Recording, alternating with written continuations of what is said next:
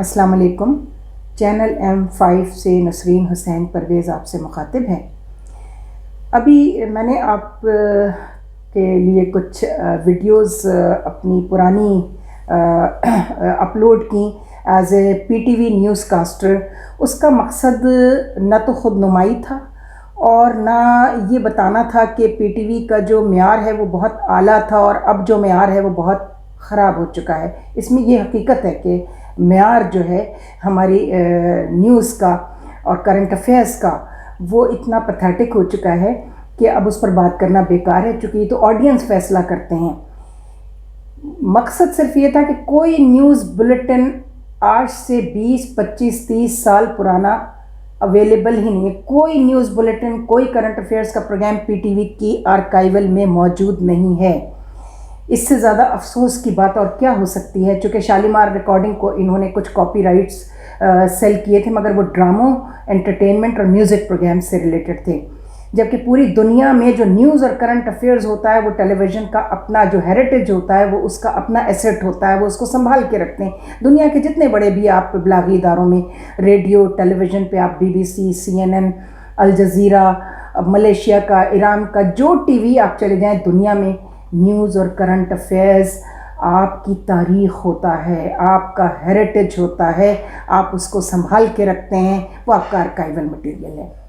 लेकिन बहुत अफसोस से कहना पड़ा, उस दिन हमारे यहाँ पर नसरी तशरीफ़ लाए थे सलीम मेमन साहब, उन्होंने भी बताया कि वो सब उन्होंने जला दिया, बर्बाद कर दिया कि जी बारिश में ख़राब हो गया। यानी हिफाजत करने का जो मेयार है वो ये है, अपने हेरिटेज के, अपने विरसे की हिफाजत करना, अपनी तारीख़ की हिफाजत करना।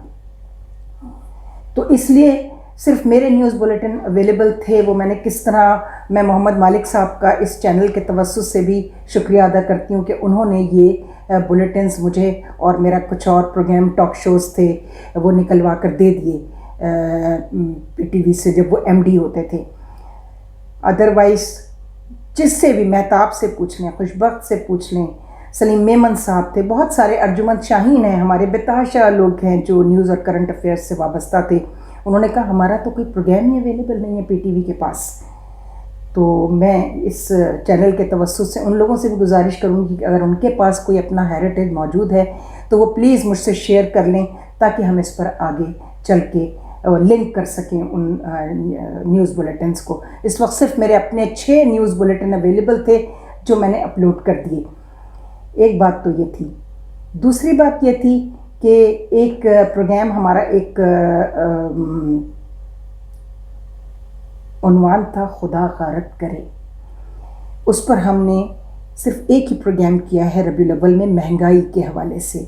और आज भी, अभी हम दूसरे सोशल फैब्रिक को बाद में टच करेंगे, लेकिन जब इंसान ख़ुद तकलीफ़ में आता है तो तब उसे पता चलता है कि हमारे लोगों पर क्या गुजर रही है। मेरा ताल्लुक़ तो मिडिल क्लास से है, आप अपर मिडिल क्लास कह लें, तो लोअर मिडिल क्लास और अपर मिडिल क्लास, मेरा ख्याल है दुनिया में यही क्लासेस होती हैं जो सोसाइटी की जो वैल्यूज़ होती हैं उनको स्टेबल रखती हैं। ये स्टेबलाइजिंग फैक्टर है किसी मुआशरे की क़दरों को स्टेबल रखने के लिए, it works like a stabiliser.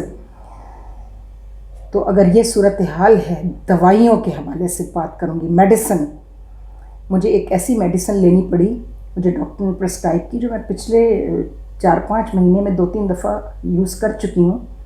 और कंपनी वही है जो आजकल वैक्सीन भी जिसका ज़ोर है, तो हम इस पर बाद में बात करेंगे कि उनको डिस्करेज कैसे करना है और उनको उनका ब्लैकआउट कैसे करना है, उनका जो है बाइकआउट कैसे करना है। आपने, वो मल्टीनेशनल कहलाते हैं, बेशक कहलाएं, लेकिन 10 रुपये की टैबलेट 100 रुपीज़ में मैंने ख़ुद ख़रीदी है।